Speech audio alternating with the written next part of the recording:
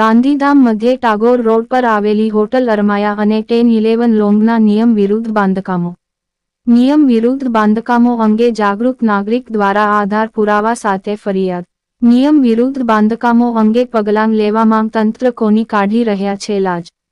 કોની ભલામણથી જીડીએ અને ગાંધીધામ નગરપાલિકા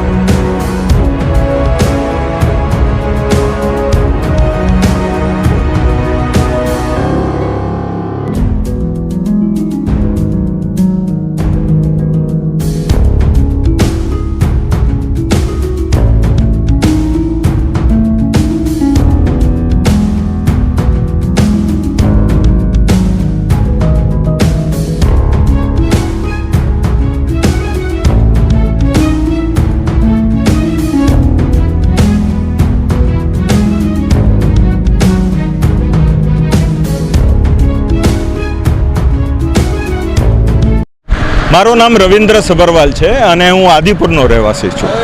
મારી ફરિયાદ ટાગોર રોડ અને રામબાગ રોડ જે ગાંધીધામના બે મુખ્ય રોડ છે એના વિષયમાં હતી. ફરિયાદ એવી છે કે જે રેસિડેન્શિયલ પ્લોટ છે એના ઉપર બધા કમર્શિયલ બાંધકામ થઈ ગયા છે અને કમર્શિયલ બાંધકામમાં પણ અસેમ્બલી બિલ્ડિંગ્સ છે. અસેમ્બલી બિલ્ડિંગ્સ એટલે જ્યાં મોટા પાયે લોકો ભેગા થાય, જેમ કે હોસ્પિટલ હોય, હોટલ હોય, બેન્ક્વેટ હોલ હોય કે જીમ હોય, સ્કૂલ હોય, આવી બિલ્ડિંગો બનેલી છે. આ બિલ્ડિંગો પાસે બિલ્ડિંગ યુઝ પરમિશન નથી એટલે એમને ફાયર સેફટીની સર્ટિફિકેટ મળી શકે જ નહીં. અને એમાં મુખ્ય કારણ આ છે કે બે જે પ્રોપર્ટી અહીંયા આવેલી છે, એક અરમાયા અને એક 10-11 લોન્જ.